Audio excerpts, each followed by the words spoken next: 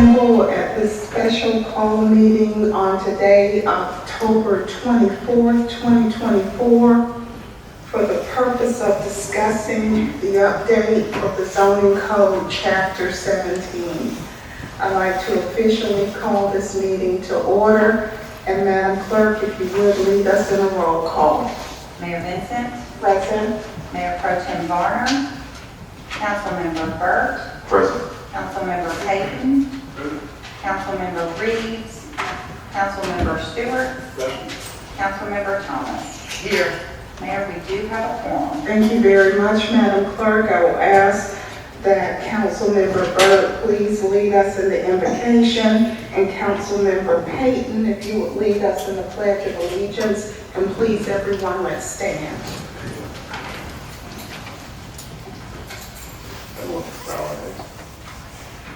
Most gracious Heavenly Father, we thank you this morning for getting us up and getting us started. Father, let us do the city's work here to the best of our ability, but in your will. Let us do what we must for the citizens and for the benefit of the city. In Jesus' name, amen.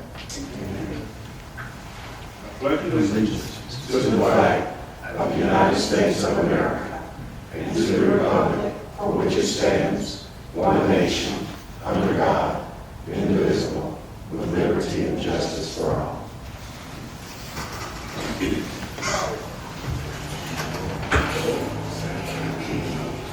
Thank you very much. We'll now start this portion of this, what amounts to a work session, by calling for our Community Development Director, Ms. Sylvia Smith. Yes, ma'am. I'm so excited. I'm just skipping the important things. May I please have a motion and approval of the agenda? So moved. Second. We have a motion and a second. Please vote. Madam Clerk, thank you for your diligence. I really appreciate you. There are 5 in favor. Thank you. All right.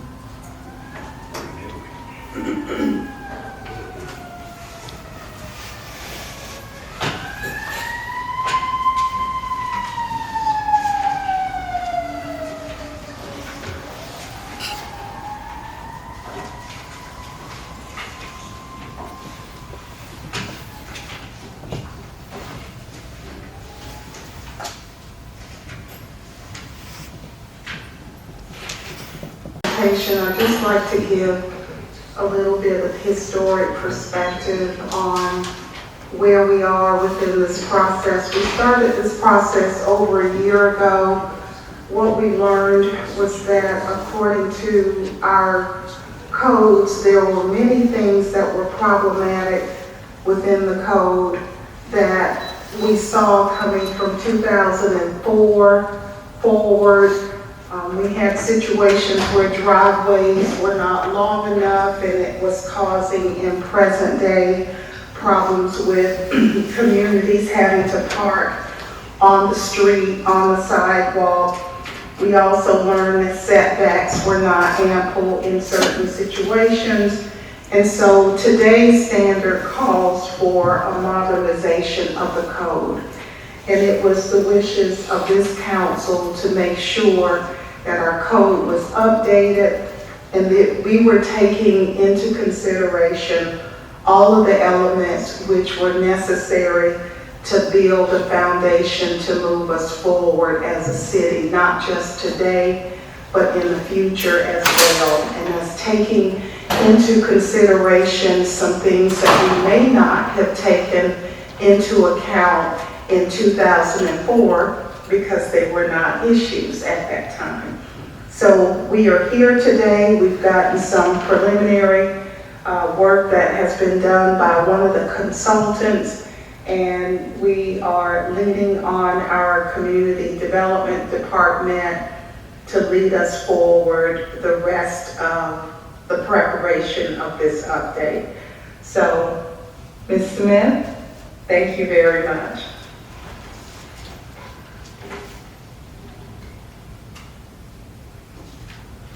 Good morning, Mayor and Council. Good morning. I have some readers on so I can see today.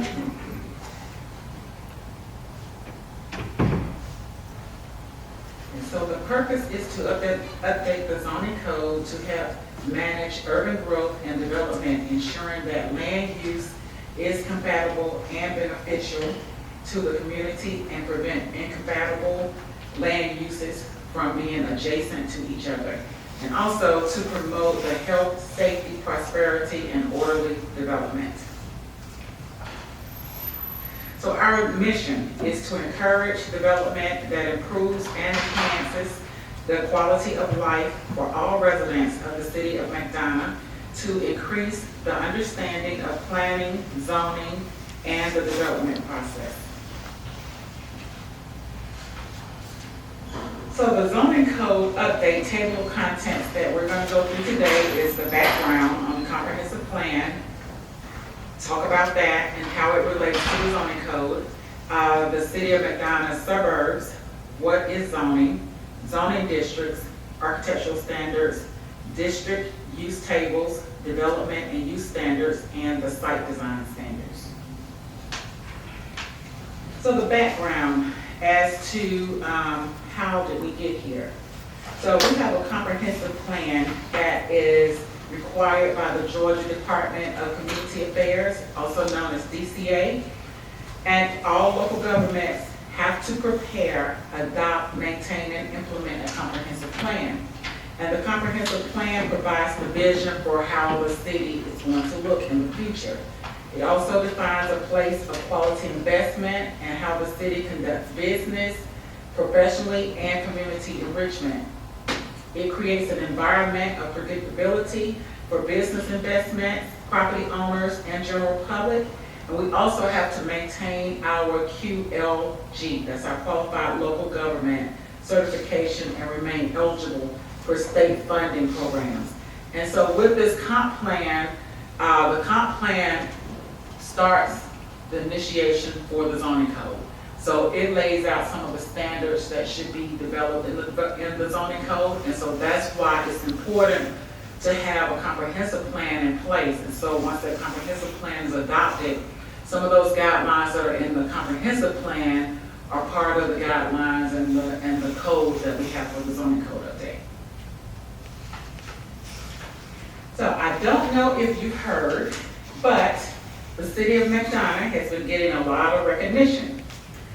There are 2 cities within Georgia, suburbs, that are the fastest growing within the region. I'm sorry. And so the city of McDonough is one of the fastest. The report states that both suburbs had an average home price below $500,000 in July of 2024, based on data from Zillow. And so McDonough nationally is ranked 18th in terms of growth. And so what they use like the 9%. Any growth of suburbs that were over 9%, they became part of this study and part of the top 50. And we actually have a growth of over 18% in the city of McDonough. And so with that, it's important that our zoning code update, we got whether we want it or not, the community is growing, people are coming, people are moving to McDonough, and so we have to prepare our zoning code to actually project for the future. And so that's part of what we're doing here today. And so what is zoning? Zoning is the regulatory tool used to implement the vision of the comprehensive plan that I discussed earlier and create the development pattern adopted for long-term growth. So we'll get into take a deep dive into the zoning code update. As Mayor said, we have been working on it. We've tweaked some things in the zoning code. And so this is our draft, and so we're here today for a work session, Q&A. We'll go through the presentation, and you're open to stop and ask questions throughout the presentation. You don't have to wait until the end. If you have not met him, we have a new senior planner. His name is Bill Spivey, and Bill will be discussing the zoning code.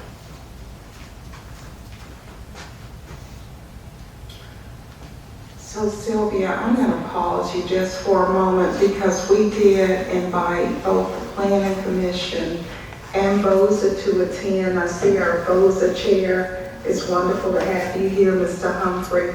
I also see Mr. Calhoun, who's a member of the Planning Commission. Are there any other board members that are here? I can't see behind Bill, so I'm sorry. Oh, wonderful. Okay, so please feel free to engage in this discussion, to ask questions. I also see one of our local developers here, Mr. McGarity. If there are questions that you have, thank you for being here as well, because this is a true community process, and we're just trying to make sure that we have the best end product. So Phil, welcome to the McDonough family, and thank you so much. All right, I'm Bill Spivey, and the first slide here is R200, Single Family Residential District. Previously, we had RA 200, which is residential agriculture, but it's morphed into R200. So does anyone have any questions about what's on the slide? So you're stating that the R200 is the R grid on? RA 200. Right, but we really don't have any agriculture in the city. What exactly did it take away from the RA? I know that Just agriculture. it's just the agriculture. Yeah, because you could have farm animals or, big garden or that's part that went away. So with this zoning, it restricts the animals and the garden. Not really. That's still allowed. It's just, basically, my thoughts was, I think it has more to do with taxes than your property taxes, because you don't have that agriculture component.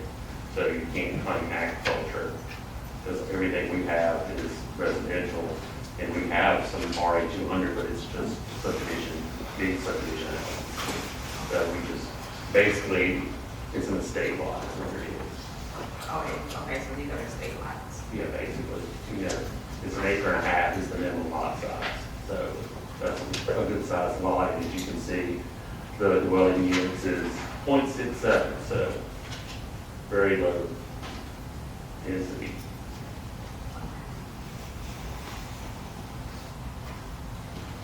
So, any other questions?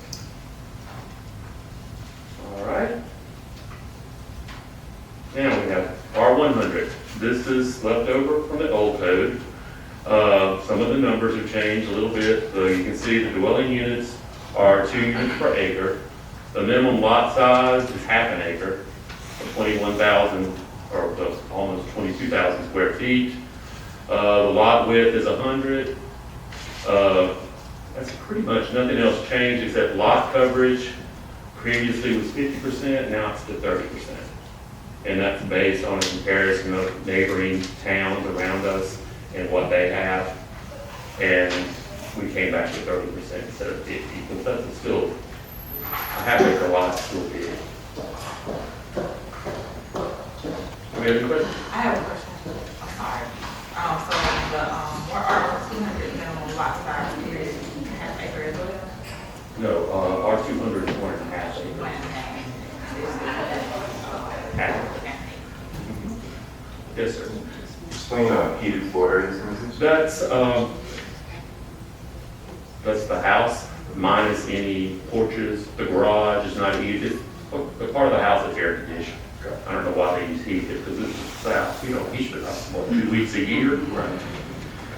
So, any other questions? R85, that's a previous one too. I missed this one. This one's actually 2.7 units per acre. Sorry. Yeah, 2.7 units per acre. The minimum lot size is 1,600 square feet. Lot width is the same. None of the other things changed that much. And as you can see, the lot coverage is 30%. Have any questions? Planning Commission, if you guys have questions, please just raise your hand. Okay. Folks. On the lot area, you said it was 1,600, 16,000. so it is 16,000. Okay. I may have slipped up and said it was 16. What has changed?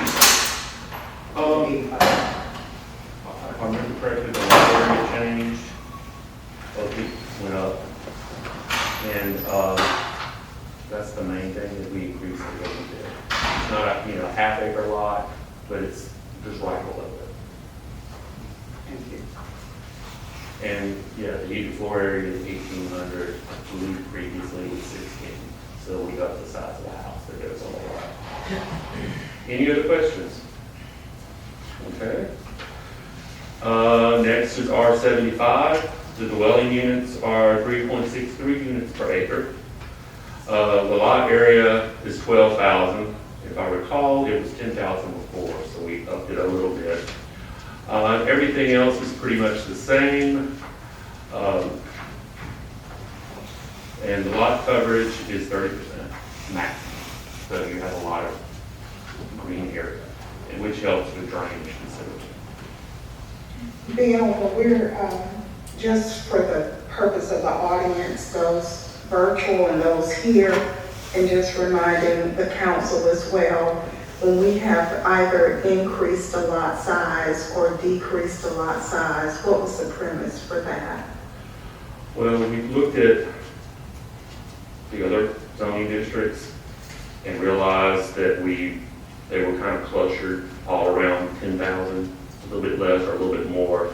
So we spread it out more, because the R200 is an 8.5, and the house size previously was 2,000.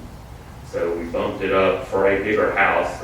It's a bigger lot, and that's kind of what we did. Is we just kind of went through it and, okay, this is the size house. Well, this lot can support a bigger house, so let's bump it up a little bit. And plus, it helps kind of control growth and or at least slow it down. I have a comment regarding R75. Now I see, and I'm familiar with the photo of the Parkview Place Drive and the Parkside Way, and I see that it's only 20 feet between the two houses, between the houses. Well,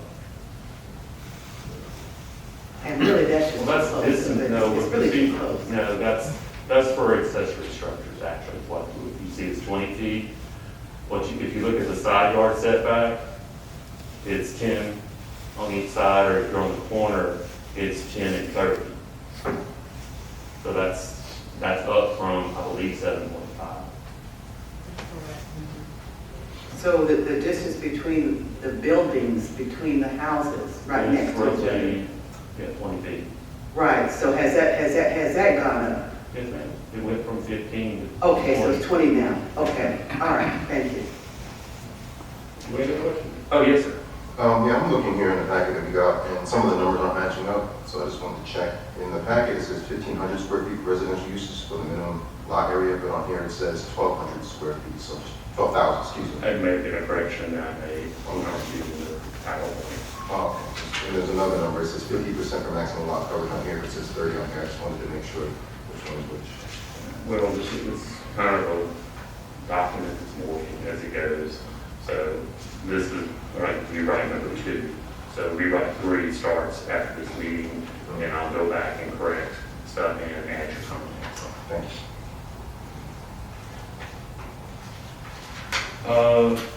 R60. This replaced R50. 4.4 units per acre, that would be the max for that area. The lot area is 10,000 square feet now. It was previously 8, which was the same size as R50. And I think, Ms. Thomas, you made a comment about that, the size of the lot didn't change. So it has now changed from 8,000 to 10,000 square feet for R60. Okay, now the R60, you just added that in there. Actually, it Because changed from R50 to R60. It's a Exactly. renaming of it. Right, because I know that, well, at least and maybe some of my other council members, we wanted to see R50 deleted, but we didn't. But I wasn't anticipating that you all were going to replace it with an R60. Because the main thing that I was concerned with was the width between the houses. Oh, it's much more on this one. But I don't think that, from what I remember, it didn't change. Yes, it did. What did it change to? It has changed to 10 feet. Previously, I believe it was 5 or 7.5. So it upped. Now it says 15 feet between the houses, it's 20. Okay, because I know just like our council member Burt mentioned that this is not matching up with what. Can I add a comment, please? I think it's important to remember that this document, and this has been a phased approach, this document is what we received from the consultants. What we are doing now is reconciling the recommendations from our staff, from council, with this document. So there are things that are going to be in here that will change based on the outcome of today. So this is a living, fluid document. This is what we received. The things that Bill is saying now are observations that staff has made based on feedback that we have provided and adjustments which have been made. Okay, but I'm bringing it up because I want to make sure that it has been changed. Well, that's what he's, so I want to ask something. Yes, ma'am. About R50, because we do have communities, entire communities, I'll use the Blacksfield community, which we are trying to make sure that there are some restorative properties that are infused into that area. That community is an R50 community. So when we're talking about infill housing and other elements, how will this impact that? Well, R50 standards that they're built on, or at least the lots are, they'll have to meet R60. The width won't matter. The width is not something we can enforce. It's it's pre-existing condition. But for the other stuff, the lots, the setbacks and everything, they'll have to meet R60. So what I'm going to say to my colleagues, and I would welcome those district representatives to chime in, if we are seeking to maintain the historical element of that community, we need a mechanism Well, it's here. for doing that. You're not there What I yet. did add another section into the development rights, development uses, is called infill. So if you have infill, basically you would base the setback, the front setback, off the average of the two houses next door. Or if it's not one next door, you go a little bit further. But that basically just works on a lot face, on one block face. If the whole block's empty, then it would be something we would have to negotiate what the front setback is. The side and the rear setback would stay the same, but like I said, it depends on the lot itself, because these would be non-conforming. Just because it says R50 does not mean it meets R50. It may be a non-conforming lot, which we'll have to, the director and I will speak with the developer and try to get something that works. Okay, so I also want to know, how does this speak to cottage-style homes and tiny homes? That's something we'll get into A little bit further. later. Okay, thank you. As we move forward, I do know, and I was thinking about the mayor conversation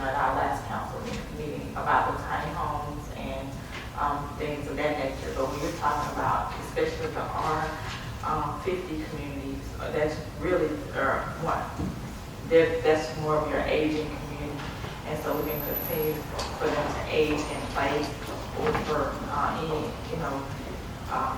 growth that we continue to have since we are number 18 in the growth aspect. I was wondering, have we started looking at, or if we would consider, our governing body consider looking at implementing some of ordinances or anything about accessory dwelling units.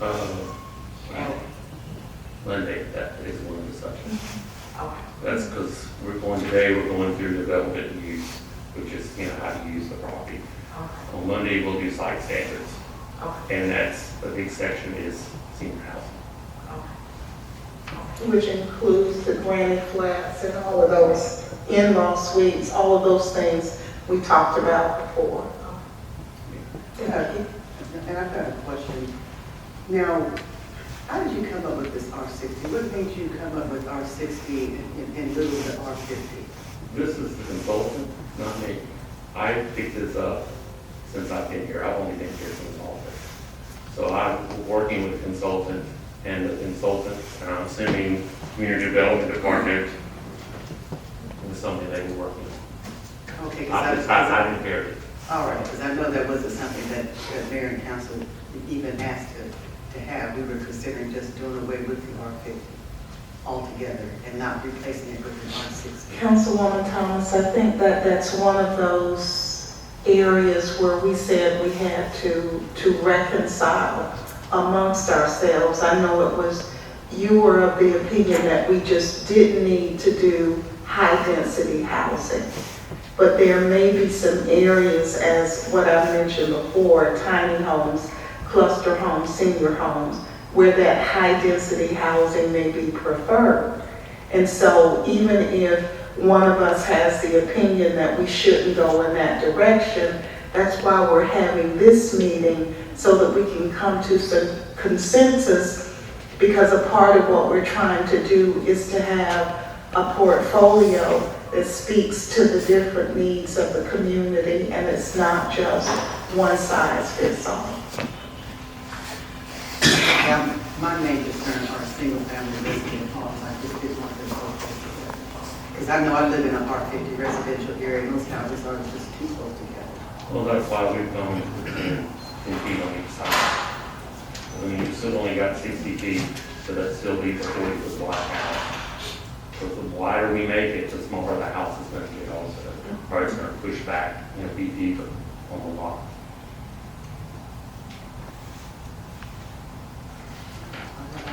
Continue on.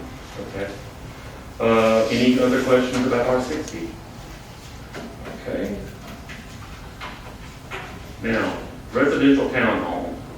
This one has changed a lot from previous.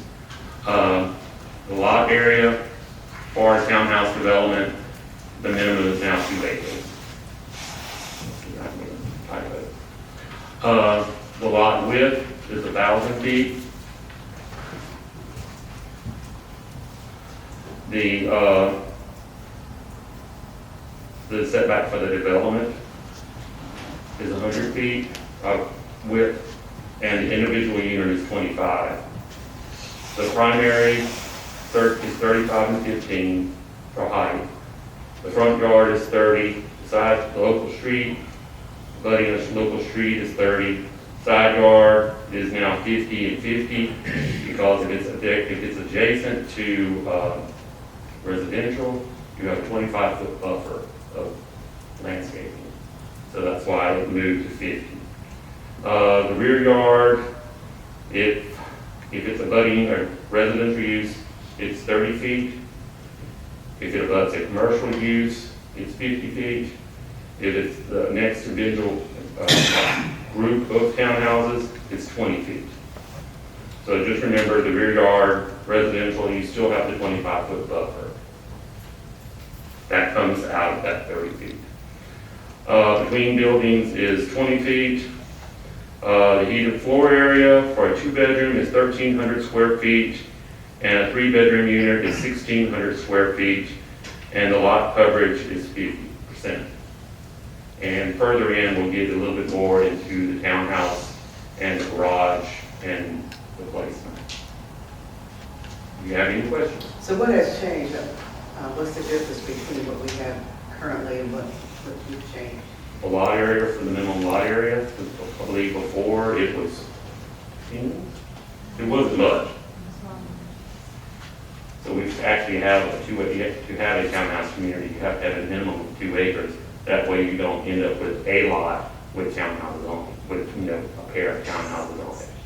You have to meet the residential townhouse district requirements.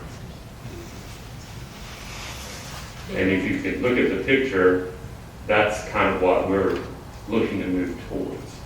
Bill, Yes, I'm ma'am. not going to interrupt, but I think you're saying 2 acres, but it's actually 20 acres for the lot area, it's actually 20. No, I think that's a typo, because if you go by the square footage, it's only 2 So acres. it's 2 acres, okay. Yeah. Do you have any questions? So if we could make sure that those typographical errors are corrected for our final, what you just mentioned and what Yes, ma'am. he had just mentioned, because we don't want the developers to Yes, ma'am. take this as it is. Any questions on townhouse? Okay, the next is RM 75, sorry for the typo. Multifamily residential district, the dwelling units is 6 units per acre. The lot area, just the minimum is 5 acres. So you can't just do one little spot, you won't go on a lot, you have to be a larger lot. Front setback is 50, side yard is 50, the rear yard is 50, and the same buffer rule kicks in. You have a 25-foot buffer that comes out of that.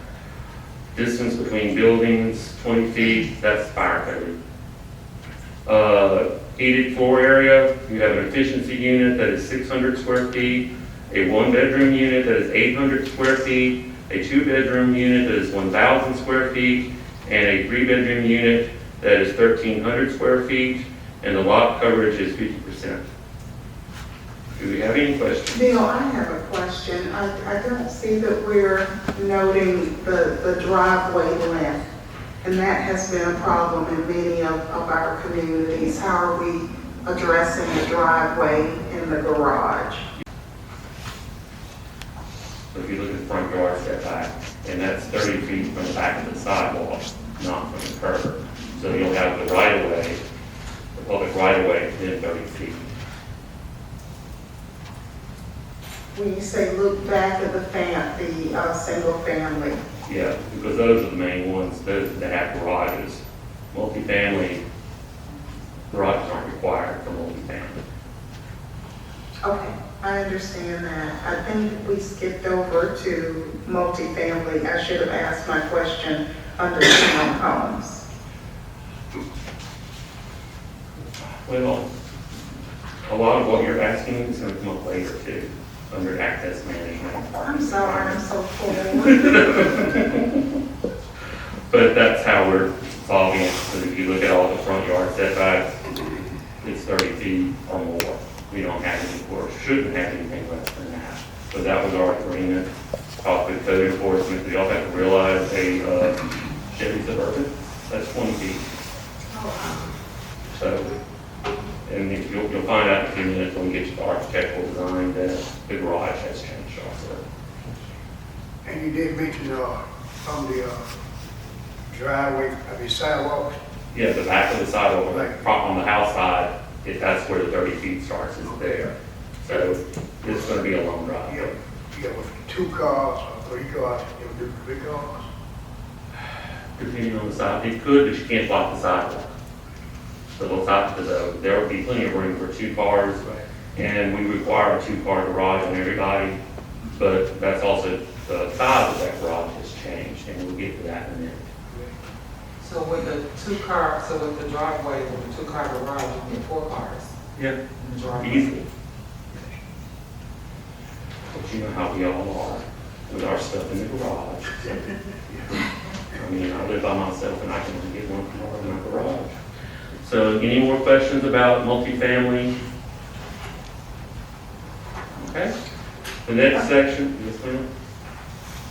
Question, I know that now that we're moving on from the residential onto the office, and I know we've got another day to go through, maybe you all may discuss it later on. But I know that we had talked about, well, we really had a concern about 20-year developments popping up 20 years later. So are you all going to discuss that later on? Yes, ma'am. Okay. Basically, Also, I want to say that that's some language that we're working on with our attorney. In terms of those developments that are 20 years out that haven't been completed. Yes. basically, we're going back and we're putting some language in that at a certain point, the approved ordinance, if they haven't started yet, basically you get the deadline and it goes away. The zoning will stay the same, but the plat and the other things can change if they have not started construction. But we need to have a time limit on it as well. That's what we're doing, that it's an expiration date. So one of the things I do want to say with that is our attorney is looking into that because we want to make sure that we are going according to the law and what we can and cannot do. So she's researching that, and once we get all of that information, we'll add it into the document and we'll give that information to you all for review. Okay.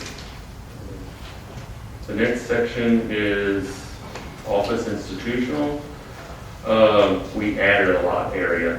Previously, it was 0, so you could put it anywhere you wanted. But I think what people don't realize, when you build a building, there's required parking that goes with it, and you have to meet that requirement. So that's why we upped just the minimum to 2 acres. Because I mean, if you put a 5,000 square foot building and you have 30 employees, where are you going to park? Lot width is 100. Previously, it was 0. Height is 40 and 25. Front yard setback is 50. The side yard setbacks on abutting lots is 30, and on side street is 50. The rear yard setback is 50 feet. The distance between buildings is 20, and the lot coverage is 70%. Do we have any questions? I have a question. Yes, sir. How many stories is 40 feet? 3. Because the way, at least how I figure, your first floor normally has a higher ceiling, and then I do 12 for every story after that. So the maximum height will be a 3-story building, basically. Do we have any questions? All right. The next one is C1 neighborhood commercial. The lot area is 2 acres because previously it was 0. Lot width was 0 also, so now the minimum lot width is 75 feet. Primary is 35, accessory height is 25. The front yard setback is 50 on an arterial and a collector, and 30 on a local street. Y'all understand what an arterial and a collector are? No. Okay, we'll start with a local street. Is basically, unless you're on a big street, you back out onto your local street. Your local street will take you to a collector. The collector will take you to an arterial, which is a bigger street. So, and then from arterial, like 81, 4-lane part of 81, that's an arterial. And from arterial, you go to the interstate. So that's how it steps up from local collector to arterial, and then it goes to interstate. But we don't have anything on the interstate, so we have some properties, but we don't have any roads that are adjacent to the interstate that familiar with. Rear yard setback is 30 feet. The distance between buildings, again, is 20, and the lot coverage is 70%, sorry. I just misspoke. Do we have any questions?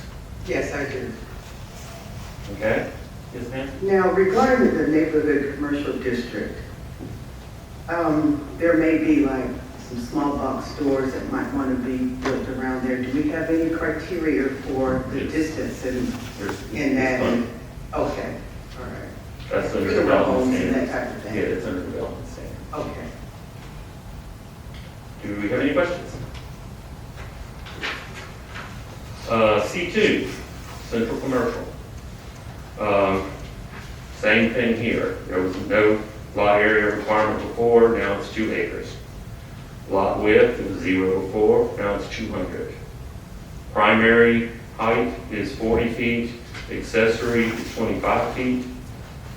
The front yard setback for an arterial collector is 40 feet, the local street is 30 feet. Side yard setbacks, abutting lots are 25, side street is 20.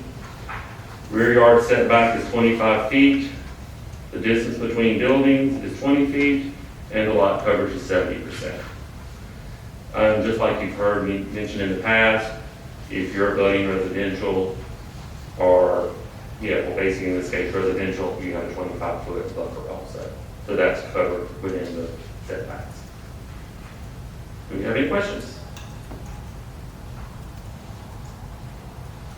All right. C3 Highway Commercial District. Same thing, had no lot area requirement before, now it's 3.5 acres. As when we were working on that, this is funny, we based it off of Chick-fil-A. Because y'all all know how the Chick-fil-A is, and you've got to have the double drive-through and the additional, backup, for the line. So we talked about it and thought it through, and it's 3.5 acres is the minimum for, for any highway commercial size-wise. The lot width is 150 feet. The height of the primary is 45 feet. Height of the accessory is 25 feet. The front yard setback on arterial collector is 40 feet. The local street is 30 feet. The side yard setback, abutting lots is 25 feet. Side street is 20 feet. The rear yard setback is 25 feet. The distance between buildings is 20 feet, and the lot coverage is 70%. Do you have any questions? Bill, where will we address the points of access? That'll be, there's a whole new section on access that talks about driveways, sidewalks, because, if you're like me, I go to the Publix right up here, and if I was trying to walk to the Publix, I would have to walk through the parking lot on the driving, so it's addressed in that section. Perfect, thank you. All right, any other questions? Now, this one is a new section. This is mixed-use district. The dwelling units is 24 units per acre. The lot area is 10 acres minimum. Lot width is 400 feet minimum. The height is 4 stories or 50 feet. Front yard setback is 10 feet on arterial or local street. The side yard is 10. The rear yard is 10. Distance between buildings minimum is 20 feet. The heated floor area efficiency is 600. A 1-bedroom is 700. A 2-bedroom unit is 900, and a 3 or more bedroom, the minimum square footage is 1,100 square feet. The lot coverage is 60%. Now, with a mixed-use district, this can be a mix of residential units, where you have townhouses, houses, single-family houses, and apartments, like Symphony Place, right up the road behind the Publix. Or it can be a mix of commercial, where the first floor is commercial, you have residential above, or you can have office above.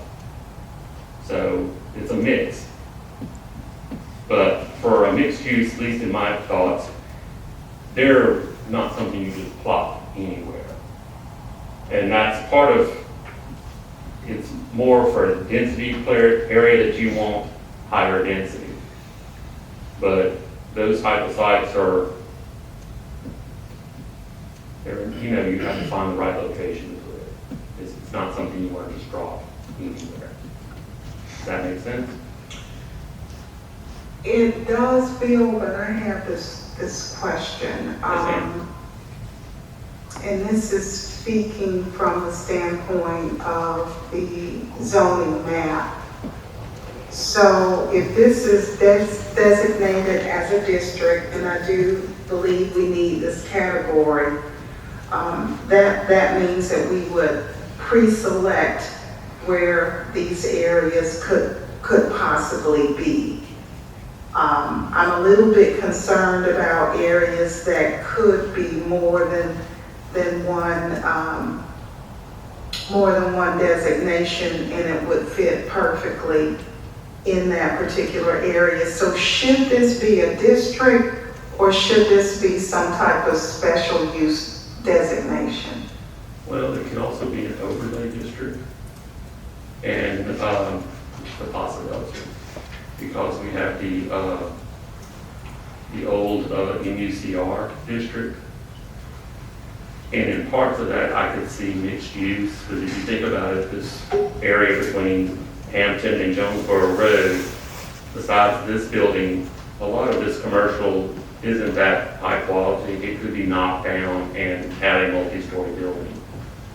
I would try to preserve the older houses along the sides.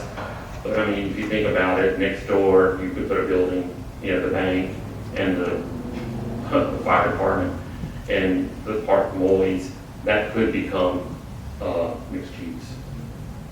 And that's why also that the setbacks are short, because basically these are more denser area, more like a downtown kind of feel, where you have 3 stories.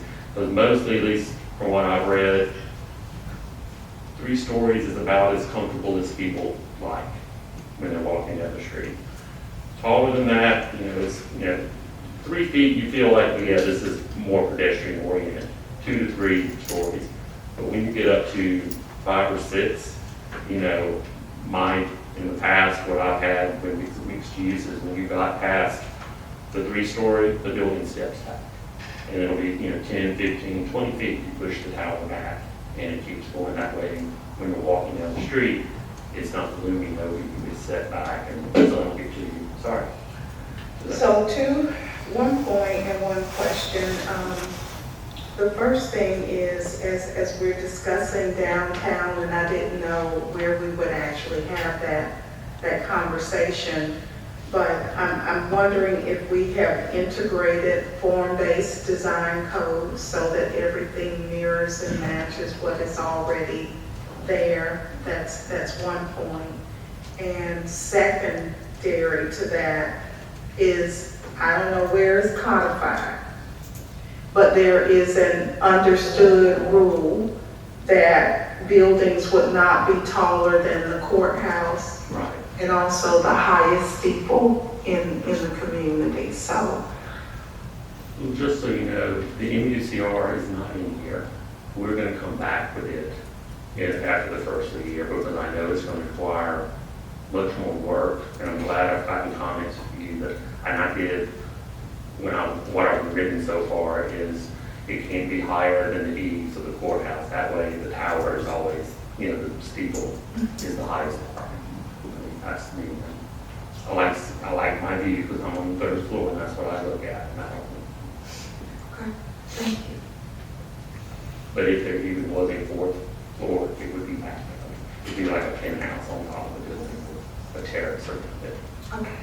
All right? Do you have any questions? I just have a comment. Now, you're saying that the mixed-use district, that's something new. But I think we may already have something like that out in our South Point area. Do we not? That's just highway commercial. No, I'm talking about, we do have shops, and then we have apartments on top or something like that right now? That's in downtown. That's downtown for the MUCR. The out in South Point, the Hilton Gardens and all of that is actually, those properties are individually zoned. I think this mixed use is gonna be a little different than that, to my understanding. You gotta remember, for mixed use, this is different from MUCR. And for mixed use, the minimum lot size is 10 acres. So it's gonna be a multi-building, I mean, not that we're Atlantic Station, not that we're going for that height or anything like that, but mixed use is more a scaled down version of Atlantic Station, much scaled down. With all the weeding through there trying to find their dwelling units and so this is a concept drawing of mixed use behind on the slide. That actually controls it. Mr. Bill, for the development on Jericho Road, is that kind of classified as mixed use, where Costco? He's probably not as familiar with it. It could, I think mixed use really is where you take several, like whether it's commercial or residential, and you're really having a big, huge development. No, what I'm asking is that classified as an example of a mixed use? I know that's county, but is that classified as what you would Normally, say? when you have mixed use, you have a housing component. It is. There is a huge. It is a mixed-use development for the city of Stockbridge. Right. And also, if you're going down Jonesboro Road, we're behind the QT, before the movie theater, there's an apartment complex. There's like coffee shop, bike store, apartments. That's what we're talking about, right? But are the apartments on top of the Yes. bikes? Yeah, that's more of a mixed use. Right. That's what I'm asking. It's like, these are examples of mixed use, but that view would be what you would see in a downtown area.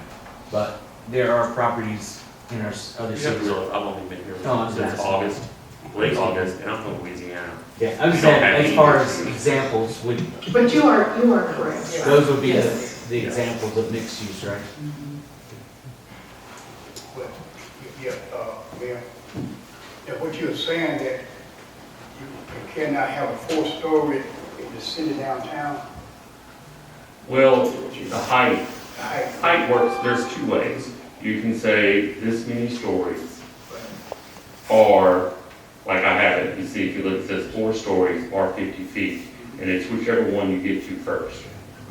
So I can just, the developers are gonna go for the 50, so they're gonna get every, inch they can. But that's how it's controlled. You either, 4 stories or 50 feet, whichever you get to first. It's the Korean apartments over there, South Point, is where we have shops at the bottom and then apartments on top.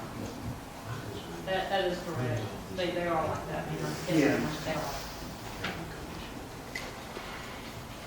Have any other questions? No, I was just thinking about what you said, and I believe that was a special zoning for that apartment because they had to come in several times. It included a trolley stop, a bus stop, and several other elements that development came in. And I think, was it a SUP? I would have to check. Okay. But my understanding is that those shops are really for the people that live there. They're not really open to the public though. That's not true. Okay, any questions? At least part of my goals for this update is so the code already has most of the stipulations that we normally add are already in the book. That way, when you have stipulations, it's above the book. If the book doesn't have it, then we put, the stipulations. Because the main thing is to follow what the zoning code says. And it should cover, meeting what the zoning code says, and then adding stipulations to it. Okay, the next There's a section. question behind you, Bill. So do you designate the district? Yes. So, in other words, if you were to say, like in a comprehensive plan, say these could be used as, or is it the whole city? No, it would be based upon the comprehensive plan. What's that? based upon the comprehensive plan. You would put it, like, you would do it in these certain. Yes, certain areas. And actually, mixed use is, we see it in the future. It's coming, we just haven't gotten here yet. So we're trying to get ahead of it. Lot area for mixed, for M1 light industrial district is 10 acres. The lot width is 500 feet. The height for the primary is 45 feet. The accessory structure would be 25 feet. The front yard setback for an arterial or collector is 50 feet. The local street is 40. Side yard setback is, or for abutting lots is 50 feet. The side street will be 75 feet. The same buffer rule kicks in, 25 feet is the buffer. The rear yard setback is 50. The distance between buildings is 20 feet and the lot coverage is 50%. Previously, we had no lot area requirement, no lot width requirement. And that's what we've done, is we've added some, minimums to it. Any questions? M2, which we have none, I can just tell you. M2 heavy industrial district, the lot area is 50 acres or less. So these are nuisance kind of stuff. Concrete plants, chemical manufacturing, I'm from Louisiana, so I say chemicals, because y'all don't want those. Lot width minimum is 1,000 feet. Height of the primary building would be 50 feet. The accessories would be 40 feet. The front yard setback on an arterial or collector is 300 feet. The local street is 300 feet. The side yard setback for abutting lots is 300 feet. The side street is 300 feet. The rear yard setback is 400. Distance between buildings is 100 feet, and the lot coverage is 50%. And also, in the case of heavy industrial, the buffer is 100 feet. So it's trying to at least not see it. Do we have any questions? I have a comment, Yes, ma'am. and this goes back to M1 as well as M2. I see that we don't have anything designated as far as special use permits or anything like that, and I think that that's something that, We're not in that section yet. That's what we're coming up on, is the use. okay, That's a whole other section. okay, all right, but it's still not designated, so we need to, It is designated in the use table. pardon me? It's in the use table. We're coming up to the use table next. Okay, I'm looking at it right now, it's not in, but okay, Yes. let's continue. Deal with the, with green standards, where would that show up? Would that show up in the, Development standards. okay. Is that something we want to add? Bill, it wasn't so much a question with the new development standards. My concern as it relates to the planning commissioner and the entire community is, when will these new standards be implemented as it relates to moving forward? And the second part of that would be, will it be grandfathered in for the current developers? They will have to meet these? The plan is January 1st, Okay, 2025. So we need to ask the attorney. I know that if we get this adopted by the end of December, is it 30 days after it's adopted, or is it immediately after it's adopted?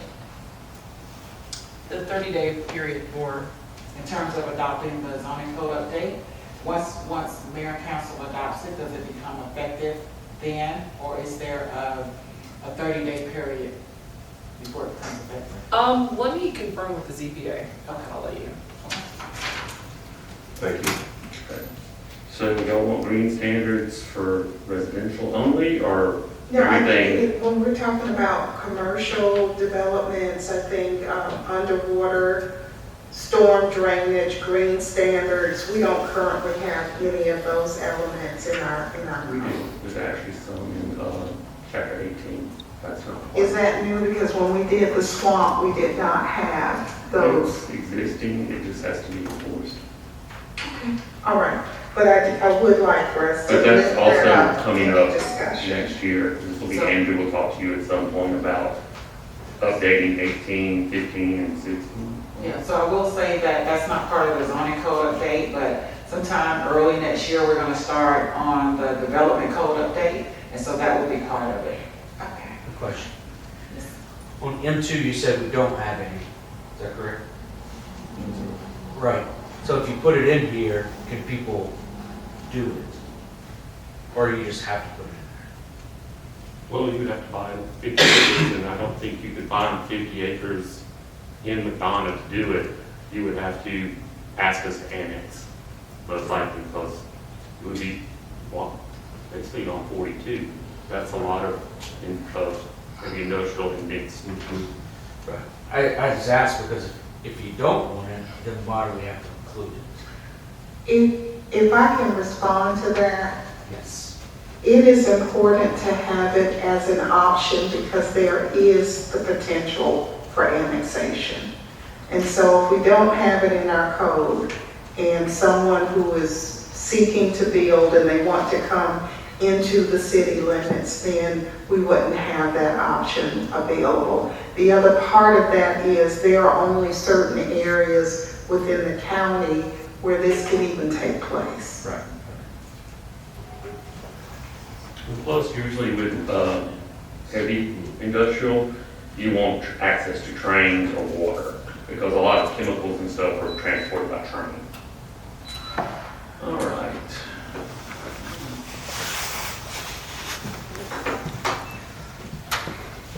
The next thing is architectural standards for residential. So, the exterior face, and in this section, it talks about materials, shutters, porches, doors, windows, brackets, gets more into the details.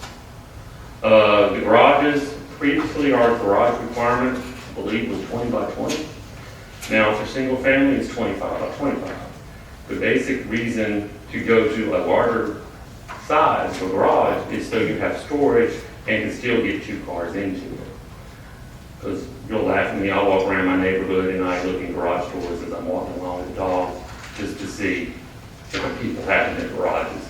And you know, some people have a garage set up as a, you know, game room or other things. But then another one of our concerns from the council is where do you put the trash can? So that's part of why we upped it to 25 by 25 for single family residential. So you have room to put the cans in the garage. Still have room for your car and have some storage along the walls. Because when you have 20 by 20, I mean, my garage here is 18 by 19. There's really no room in my garage for storage of anything else. So with the 25 garage, the garage space where the door would be, you would have, open my math right, 2 feet, 16-foot garage door, and the remainder on the right, on the side, and that would be a storage area. So basically you have 5 feet on 2 sides to use for storage, and still get 2 cars in there. So I mean, if you have kids, how many cars do you have? So, you know, it adds up. Additionally, in architectural standards, we talk about screening. So you have your HVAC system, and it's on the side or the rear, it has to be screened. So you can have a small wall, fence, landscaping, just as long as it's, you know, out of the view. Bill, I'd like to lift this up. There are some of our units, and I've been very vocal about this, some of our units are very beautiful. However, we have put the mechanical and electrical connection on the front of the building. And I understand the notion behind it, the theory, all of that about if something happens, but it just doesn't look aesthetically pleasing. That's one part. But number 2 is the part concerning screening. I think it would be beneficial to the city if we found out a way in which to make the screening consistent. There are some units that back up to major arterial roads, Right. and you can see it because there's no natural vegetation, and everybody has a different type of screening. And so we can take, if we can, in everything that we can do, if we can add the lens of beautification and consistency, then I think that will get us closer to where it is that we're wanting to go. Okay.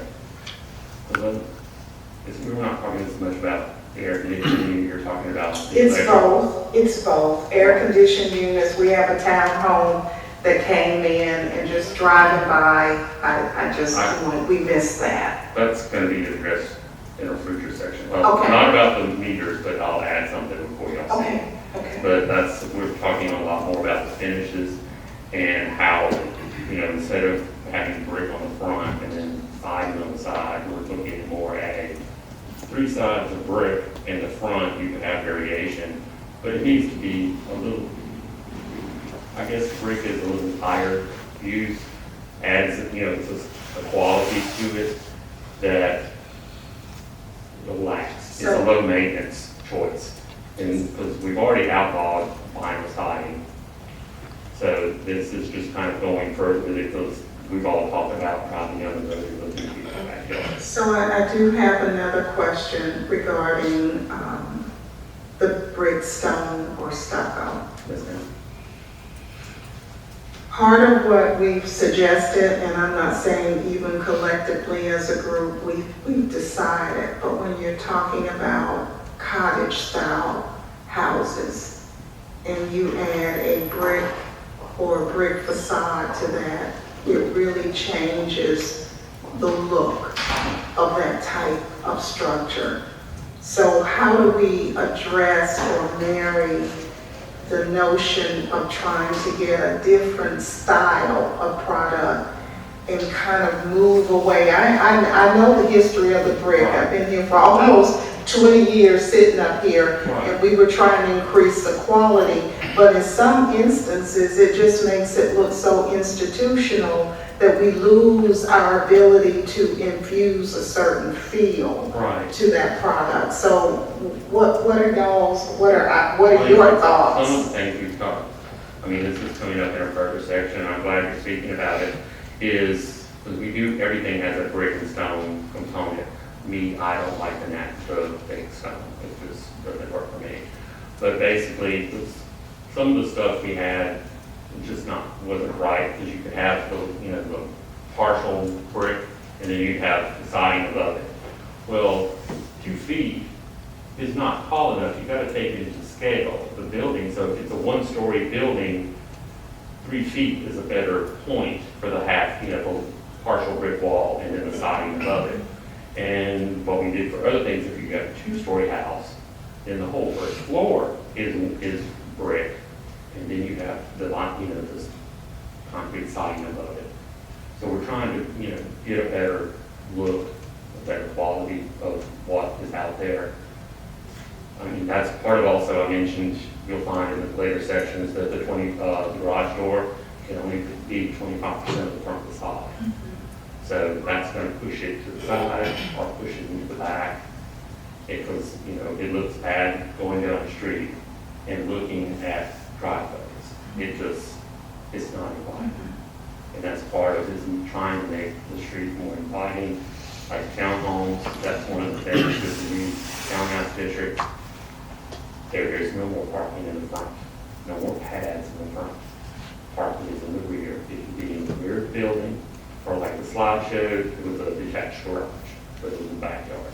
So we're trying to kind of raise the standard for it. So if you want to build a townhouse here, you've got to meet these standards. I think also when we're talking about the utilization of brick, stone, and stucco, sometimes we're just checking boxes. And we've got to integrate the science of design. I just see it now, where we're not following the golden ratio.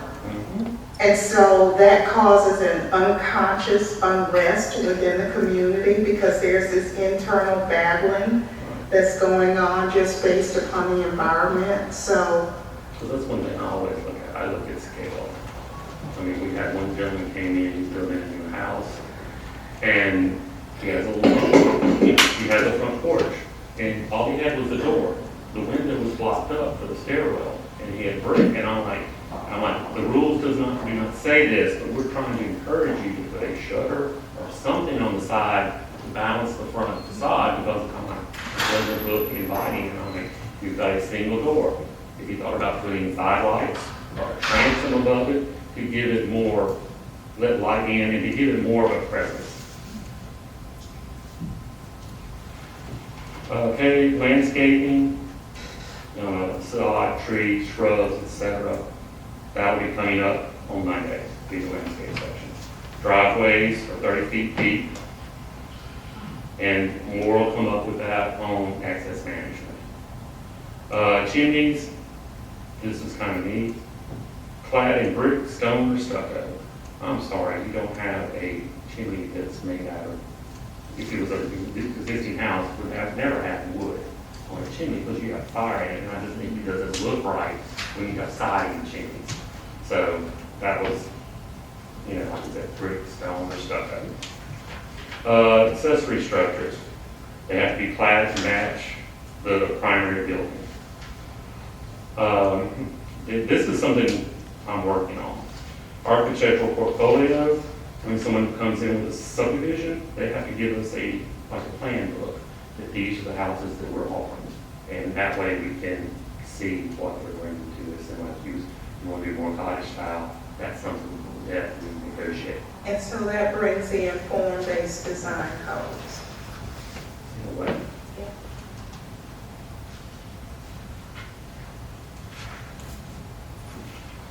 The next thing is are the townhouse districts, the architectural standards, exterior face, we get into materials, shutters, porches, the depth of the porch, the width of the porch, and having, they call it articulated, where you have different levels, or I'm calling it layers on the front of the house, where it's not just flat. You have a piece that steps forward or it steps back, so you have more of a texture, I guess. It's not just a flat wall on the front of the house. You have something that gives it a little bit of character. Front facade is articulated with brick on the remaining walls. Garages, they're a little bit smaller for townhouses. They're 25 by 20, so you can fit a Suburban in the garage and have about 5 feet of storage. But that comes to the same thing about the garbage. That way you have a space to put the garbage can. And that's something that we can, if your garbage can is out there on Thursday and trash day is Tuesday, that's something that we can enforce. Mechanicals, I'll work on theirs screen. Landscaping, decks, they're allowed on the rear only, and they have to be within the setbacks. You can't, go over to the side setbacks. It basically has to stay within the side walls of the house. Chimney, same. Accessory structures, clad to match the primary building. The roofs, instead of having just one long surface, you have their pitched gables, dormer windows, etc. They give it a little bit of visual interest. Trash receptacles go in the garage into trash cans. Any questions? Yes, Bill, I've got a question. I'm trying to follow along with the handout, or with the copies that we received Yes, ma'am. in coordination with what you're talking about, but I can't seem to find it within here. Well, the first part about residential, they all share the same architectural standards. So I just group them into one explanation about architectural standards for single family. We're at residential. Right, but do we have it within our packet? Yes. Sylvia, is it within our packet? Yeah, it's a part of Excuse me, I'm the sorry. handout. Pardon me? It's part of the handout of the first section. Right, that's what I'm trying to follow along with that. Yeah, you won't be able to, because this is a PowerPoint, which is a summary of what work has, this was for us to see what had been provided by the consultant.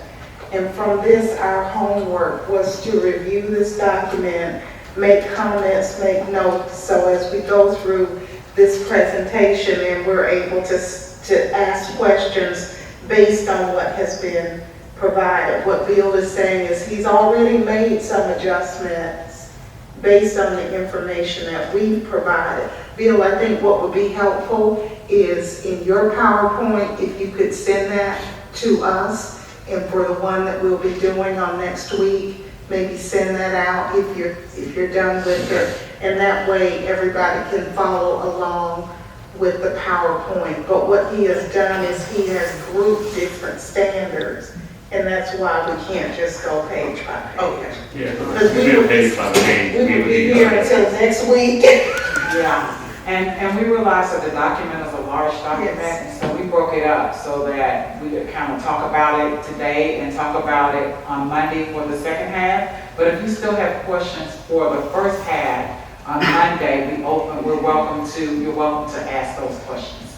I have an ask, and I think that would help maybe, but I don't want to ask staff to do, no more than what you all already has done, because it's been phenomenal. Thank you for this.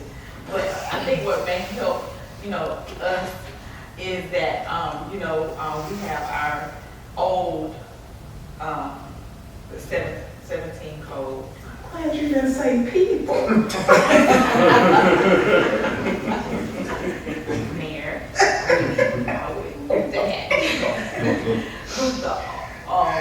The previous, chapter 17 that we had. But in a in a chart, so they'll see. Well, that's why I didn't want to ask you guys to do it. Let's see what I can get. Because what you've done, if you don't mind going back to one of the slides, like the M1 for the zoning. You see how the M1, like you have the M1 light industrial district. What was the previous M1 light industrial? It had no lot area requirement. Right. It had no width requirement. So let me ask this question. Would it help if we still have this PowerPoint presentation, but in red, we put to the side the changes so that you can see it on the slide? So we're not creating anything new, we're just going in, making accommodations? Just making a note or, in red. And this is what, and it's our job to, go back and look at But the the homework. rest of it, you're not going to have a whole lot of charts. Right. Once we get through the use table, a lot of the charts will go Okay. away. Okay. And a lot of it is just new completely. Okay. So what we'll do for this one, we'll go through and we'll mark it up with the red marks on what changed, and then we'll send that back out to Christie. Because we're all working together, and I know that you received this from the consulting firm. However, staff, you guys are doing a phenomenal job of going back and initiating what we did ask. And I think that it will help, some of us on this dais if, we saw that. And if we could, I know it definitely would help me. I don't know if anyone has a device, but the presentation that he is currently making has been emailed to each of your emails so you can review it, and I'm happy to make paper copies of that. I'll make it in those as well. Okay, you ready to start RN 75 architectural standards? I had a question on the garbage things Yes, sir. being kept in the garage. Is that going to be like mandatory for the? It could be, if y'all say it's mandatory, then it can be added to the code that says garage, it has to be kept in the garage. We're basically, and what we're doing, we're offering them a space to keep it in the garage. But up to you, we can make it mandatory. It may not be part of chapter 17, but it could be part of a future update that says that garage, if you have a garage, keep your trash cans in it when they're not out. Because I don't think right now we have any sort of requirement of where you keep your trash cans. I think where that is mostly governed is governed through the homeowner associations and the various restrictions that they have. Sometimes it's screening on the side of the house, other times it's included in the garage. But I think, Because a lot of this is for future. It's, you know, we can add it, pick up stuff in the past. The winter house was built is grandfathered after that, pretty much. Any changes to this code. So, does that make sense? Yeah. All right. So what you're saying that, if neighborhood already is grandfathered, right? Yeah, pretty much. Right. There are exceptions, but yes. Y'all ready for RM 75? Okay. Exterior face, material, shutters, porches, you know, the layers of material, etc. In this case, all facades, the first floor is clad in brick or stone. Upper floors are clad in brick, stone, stucco, fiber cement, siding, or shakes. So at least because when you have mixed materials, you put the heaviest on the bottom and you go lighter as you go up and build. Mechanical screening, I will address more about that.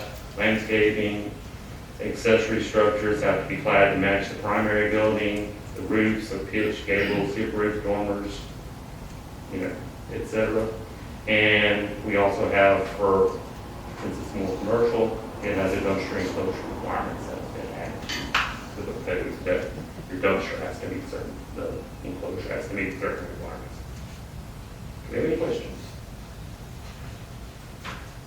Okay. Chapter 17, this is non-residential architectural standards. This is for O&I, all the Cs, and doesn't really apply to me, industrial uses,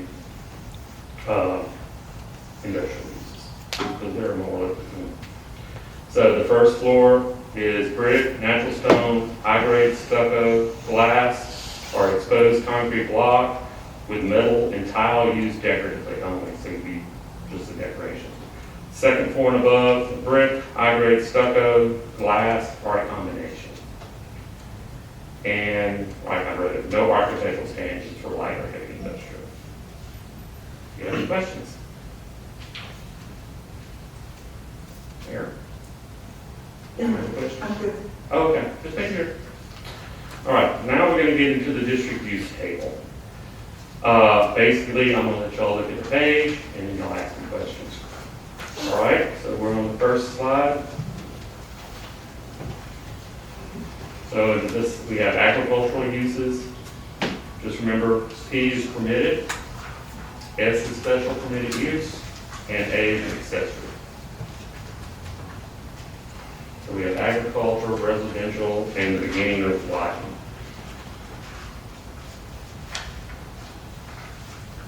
Does anyone have any questions on this page? All right, we'll go. All right. Now, let's look at multifamily apartments and condominiums. So you have it as being permitted. Only in RM75. And I want to recommend that it be special use permit only. The same thing with the triplex and quadruplex, and with the hotels, and extended stay. Can you give us a little bit of justification for that? I don't quite understand what you're saying. Well, when we want to have a multifamily apartment or townhouse or hotel, especially extended stay in the different hotels, those areas or those type of buildings, personally, I feel that, that we should, that mayor and council should know what's going on, what are we building over here? Is it a multi-family apartment or a condo? What's going on? So Hotels, extended stay, for us to have an approval to get approval on those. Does it help to know on your zoning map that there are only certain areas that will be zoned to accommodate that? Does that help? Because they can't just come in and build it in anywhere. It has to be zoned for that particular type of use. Let me comment for just a second. You have, one when it says permitted, that means by right. And if you have someone that is meeting what the book says for that location and meets the use table, they should be able to do it by right, not with permission. Because permission means it's, a special permitted use or something else, or they're doing something above what the code allows. They want an additional story. Because, every place I've worked, part of it is getting people through the system and out. And if you're meeting what the book says, which is something we've all worked on, then it should be allowed to go without having to go to council for everything. You have a planning department, and that's what we do. We go through and read it and make sure it checks off that it's meeting all the requirements. That's what happens when we say we're against something. It doesn't meet. Well, and I'll give you an example. Now, currently we're on a moratorium for the apartments and townhomes. Now, and hotels. And the reason being so we'll know what's going on so that we can, because of the large number of personnel, people that will have access or that could live in these areas. So we still want to know, what's going on within our subdivision. Well, within our city. We can still give you a report that this went through, but I don't think it needs to come to council for everything. Well, and it won't be coming to council for everything. Those are the things that I'm requesting, that we know what's going on in our community, in our city. Well, As it far as would the be a bills. report giving a report of how it passed. And Or does it need to be especially, presented to you? That's, well, and especially the hotels. We need to know what districts these hotels are being put up in. well, they're only being put up along 75. That's it. Yeah, well, that's a concern for me, having it put up in all hotels in one particular area. So, when we have other districts that those hotels can be put up in. Well, I think mostly the ones here are the travelers, they're coming up, March, 75. I understand all that, Right. but that's my comment. Okay. Next page. We have specialized housing facilities and institutions, public institutions. Do you have any questions?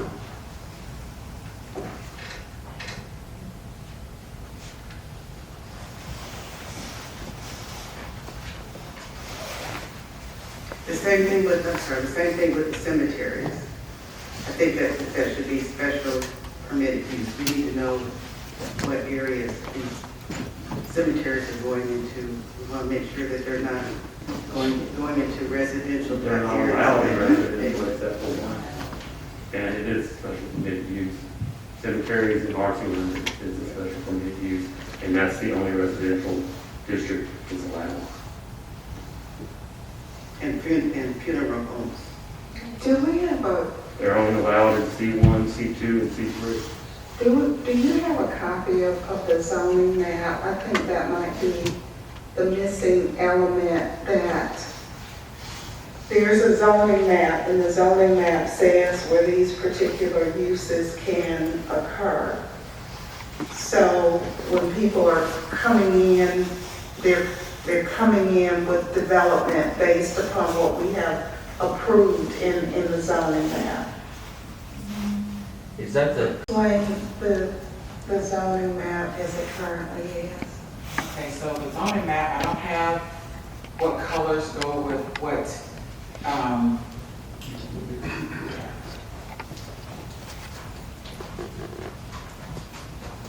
okay. This is our city of McDonough zoning map. And so I don't have the language in terms of whether it's mixed use or O&I or the type it is. But if you see those different colors up there on that map, like for instance, the blue that you see, let's say the blue represents O&I. So that is the only area that you can have office institutional in. I'm using that for an example, but that is the only area that you can have office institutional.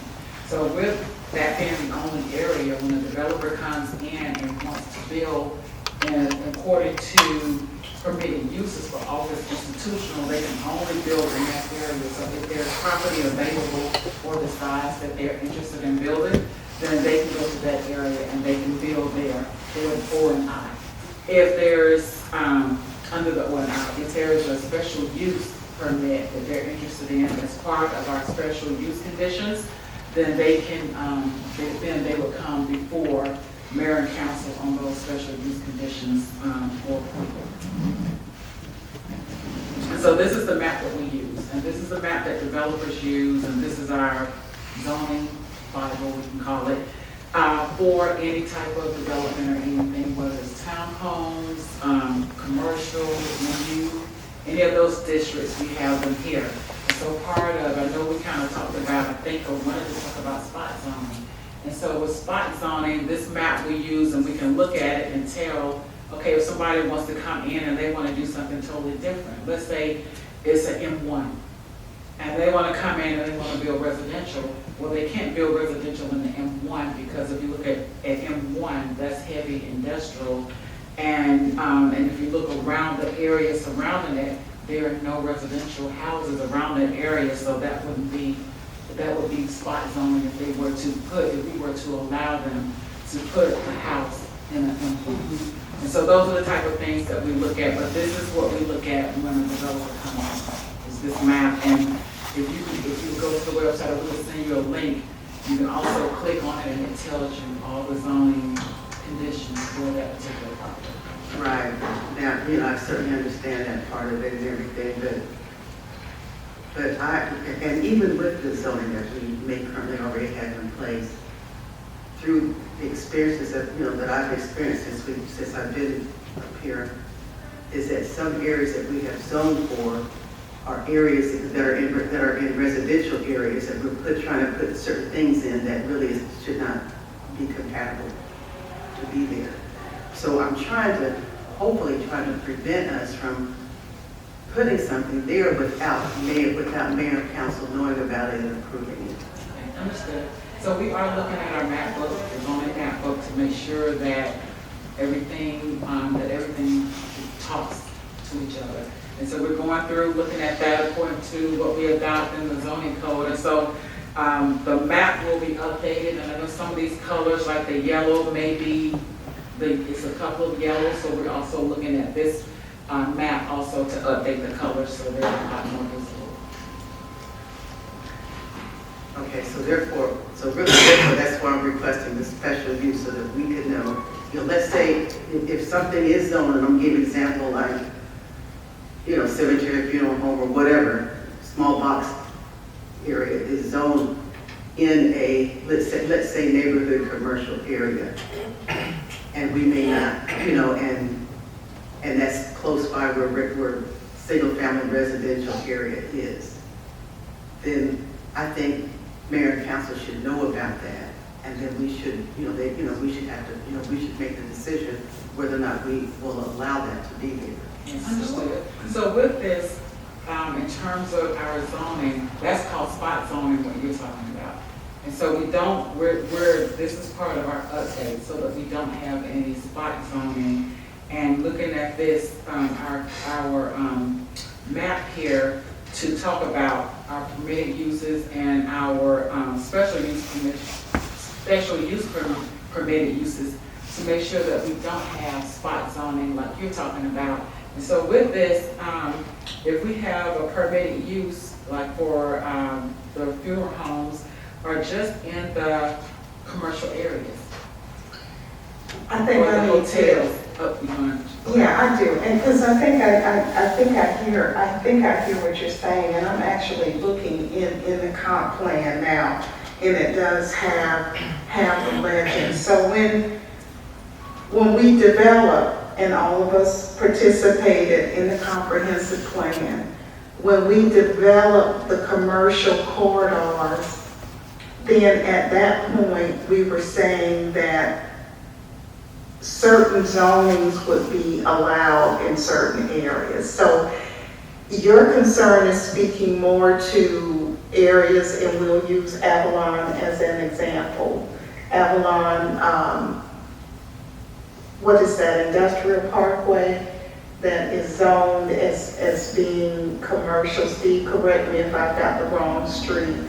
But the frontage on those subdivisions are zoned as commercial.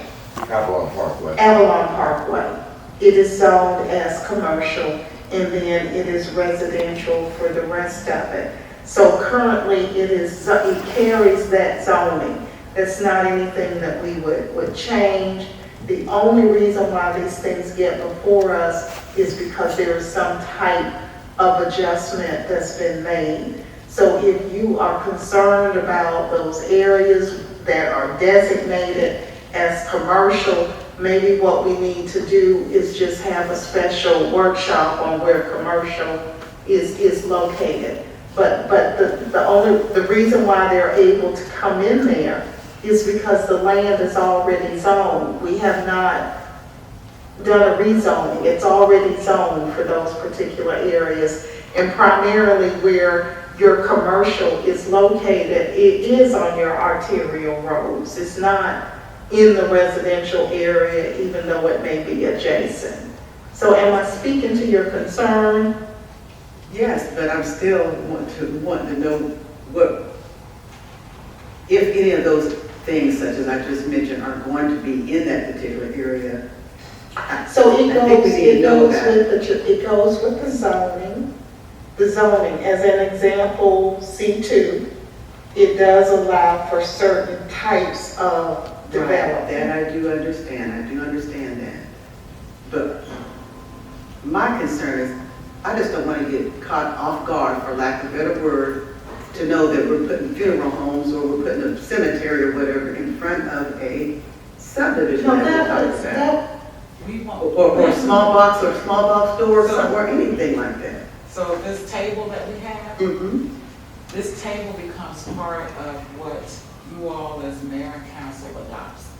And so once this table is adopted, you go through, look at the table, and the permitted uses for that is only in the Cs and O and I.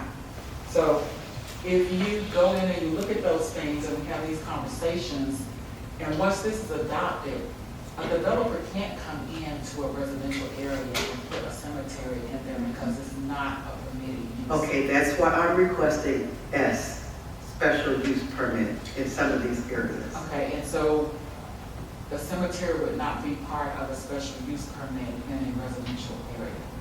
So we would not put any cemeteries in the residential area or in close proximity to the residential area. In the past, they may have been like that, I don't know, but according to what we have here in terms of our classification table that you all are reviewing, once it's adopted, this is the code that staff goes by, this is what we look at. So if the developer comes in, it doesn't go past, the answer would be no, you can't do it.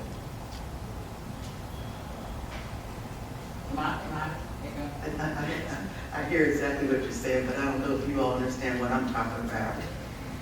I'm just saying, and I'm just looking foresight here.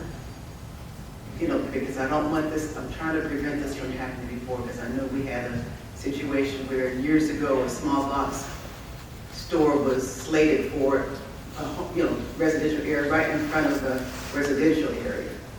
And so I'd like to get ahead of this and say that, okay, this needs to be a special use permit.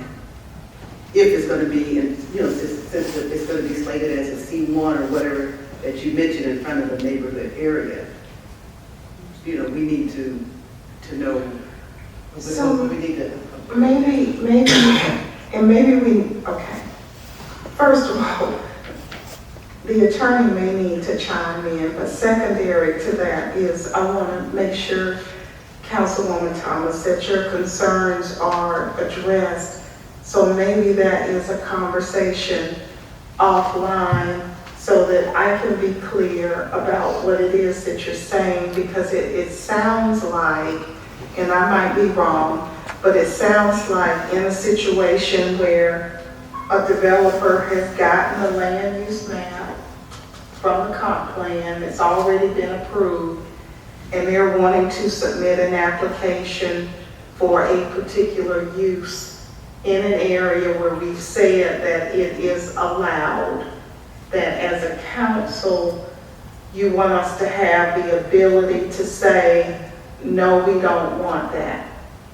And so that is why I am asking that maybe the attorney, either offline or here, provides additional information, because what that sets us up for is arbitrary decisions based on a particular bias.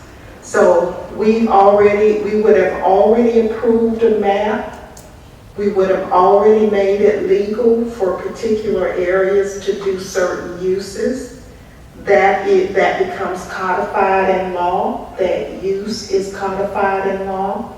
And so if that person follows all of the rules associated with that, then legally they can move forward. A special use permit is something that is above and beyond what currently exists within the law. So maybe the conversation, the concern that we need to have is another concern about what options exist, if there are options, to address whatever your specific concerns are. And I know you're being conservative in how you're communicating today, so let's just have an offline conversation, because what we can't do is set ourselves up for bias.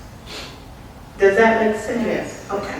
Okay. Does that fall out in the same lines that I asked for earlier, or what we can do, what our role is as council, what staff role it is, and, just so we'll understand the process, especially when we've had projects that were approved in 2004, and then when they come before us now in 2024, 2025, they've already gone through a zoning process, and they're coming back before mayor and council for something that was approved, but we're just approving something, a part of the zoning process that we can't deny at this moment because it's the right of the developer. And so when we understand what stages and processes we are, what the roles of council is, what the role of the staff, and what you guys are approving, and what you bring back to us, we can't be, biased based on the process if we understand and we know for sure what the process, is. Well, not that, you understand what I'm saying? I was just going to ask Amelia if maybe she could revisit her PowerPoint on vested rights, so we know how much room we have for adjusting things, with a particular lens on historical properties.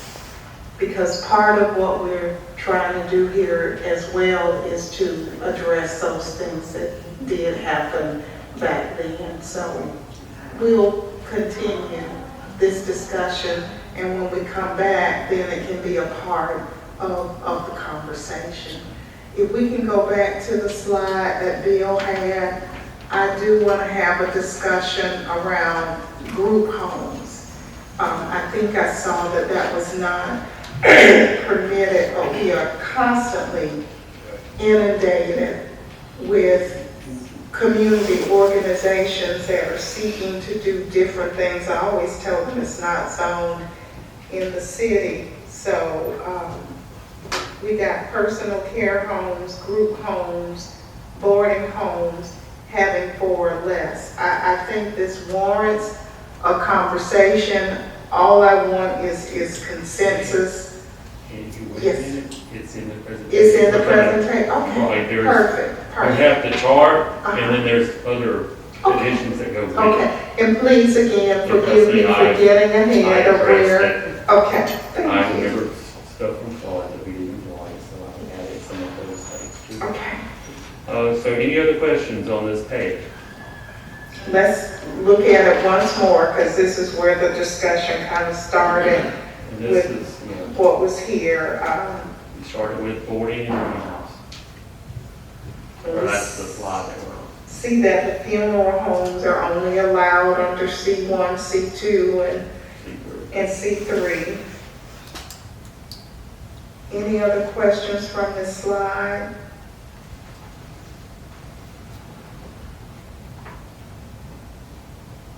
Anybody? Okay, Bill. All right. The next slide, we've got golf courses and driving ranges. Municipal, county, state, or federal buildings. Library or museum. Parks, playgrounds, community gathering spaces. And now we have assembly centers and grounds. We have amphitheaters, athletic fields, event centers, indoor amusements, outdoor amusements, places of worship, private clubs, lodges, and associated event facilities. And the last on the page is education. We have colleges, universities, research, and training facilities. Do you have any questions? I have some concerns. I think the same thing applies to what we talked about in the previous subject when it relates to amphitheaters, and especially if they are zoned in the R200s, the residential areas. And the same thing with, the residential areas, and let's say amphitheaters, if we ever decide to have something like that put up. I'll make a note of your comments.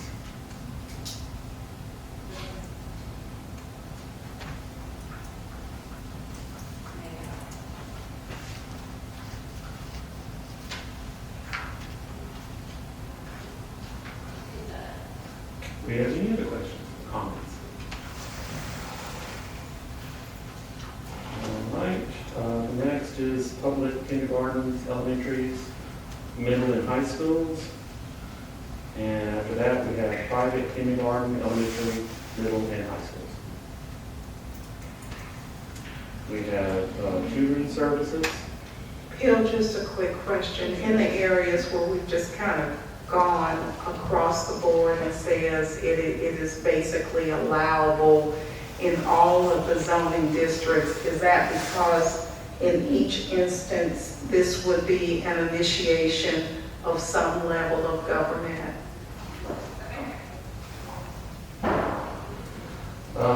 Tutoring and vocational schools. Do we have any questions about education? All right, the next. I don't understand tutoring services being accessory.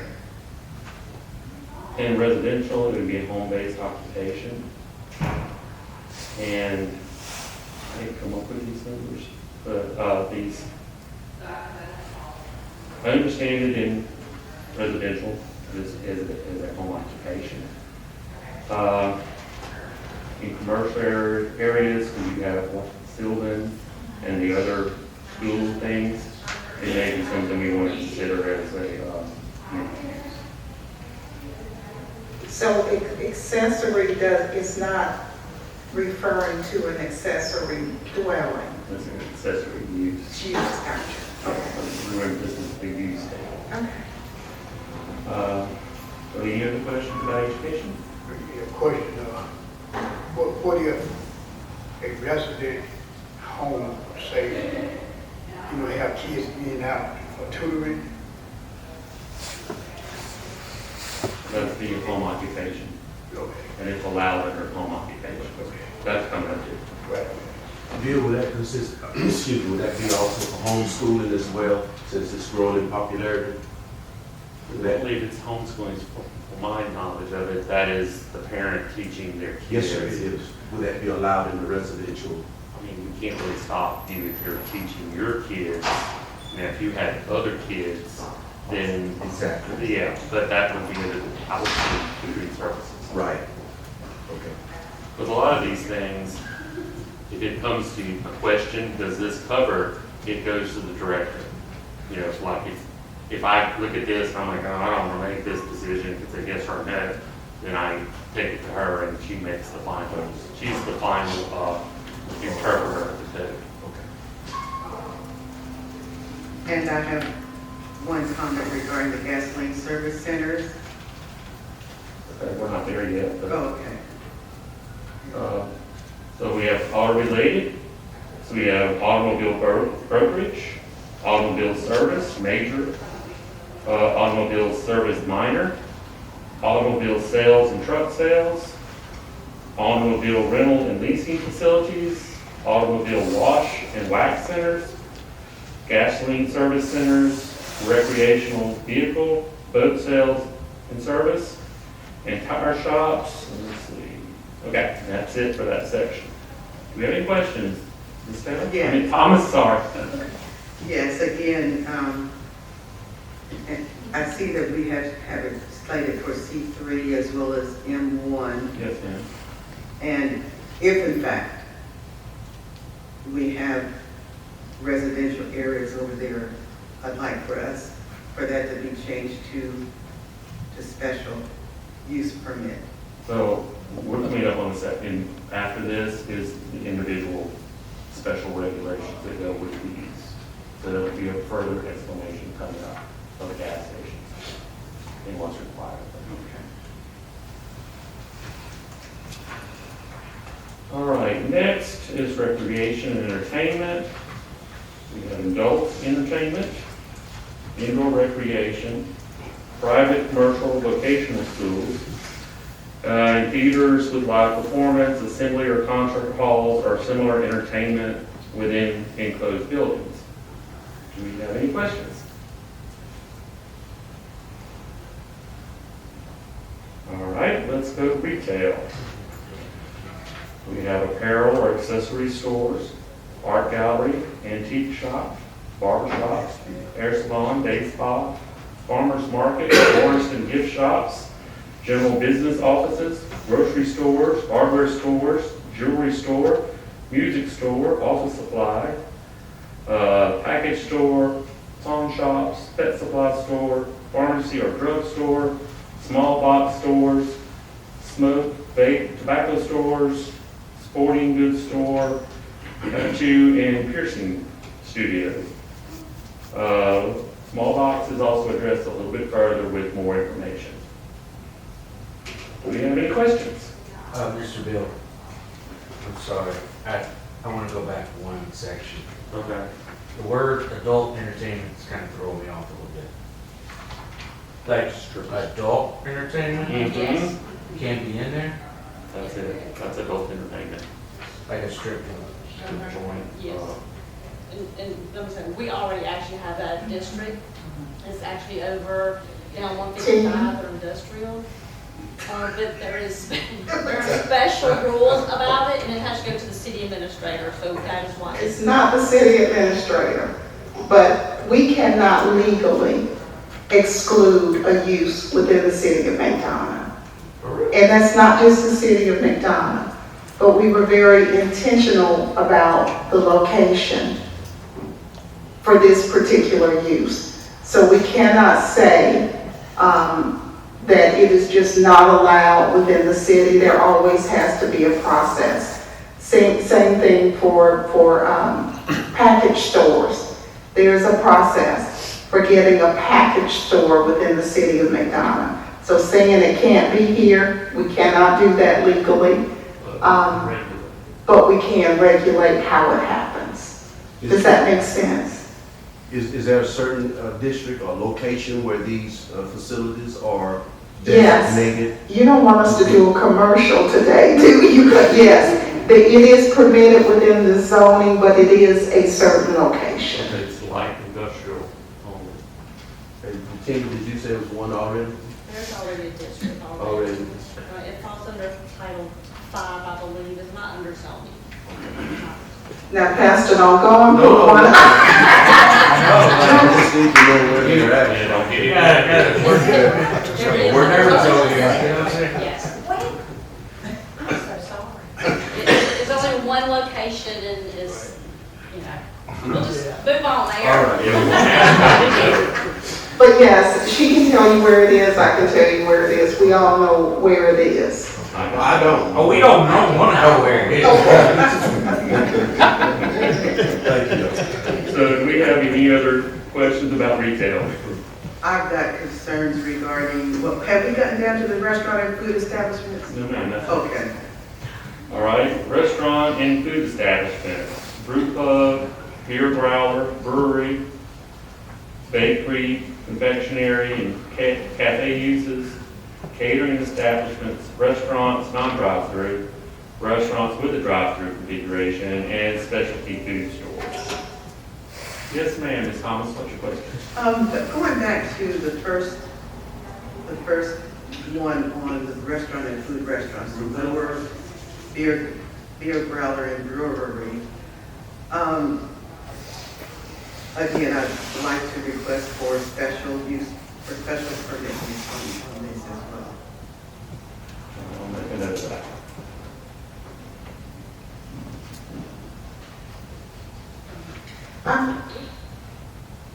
Can y'all repeat what you just said? I'm sorry. Councilwoman Thomas. Going back to the restaurant and food establishment under the brew pub, beer growler, and brewery, I'd like to request that there be special use permit. And the reason why I'm requesting this is because I know that we had discussed this in one of our previous meetings, that over there, that same area, Mary, that we're talking about, that a brewery can also be placed there. So, and this is this is not a subdivision type area. Well, this is not a brewery like Budweiser or a big brew house. That would go into the industrial area. This is more like the little specialty beers that some people make. It's small scale, or like Brew Pub has a restaurant associated with it, and they make special beers to give for their customers that are in there. It's not like manufacturing at all. It's small. Right. I'm just giving you further explanation. Yeah, right, because, that's under a restaurant, but I know we had that same conversation at one time before, and it was told to me that it was zoned for that area, so I'd like for that to be considered whenever we have a situation where someone is requesting to put it up, or it to go through mayor and council for approval. So Councilwoman Thomas, this particular one was approved, so what we have an ordinance that was adopted as, for those type, for that use. Just recently, yeah. It was last year. And I can tell you that the public is very much concerned that we do not have craft beer areas where we are currently promoting as being a potential for these types of establishments. And as Bill has stated, this is not like Busch Anheuser. This is just the mom and pop on-site type craft beers that would typically go along with your restaurants or areas where you would have tasting rooms and small breweries. But we get a lot of feedback from the community about not having this in our city. So in those additional conversations that you're talking about having, please make sure that you keep that in mind. I'm not saying put this in somebody's living room, but I am saying that we have a calling from the community regarding making sure that this is something that certain segments of the population wish to have.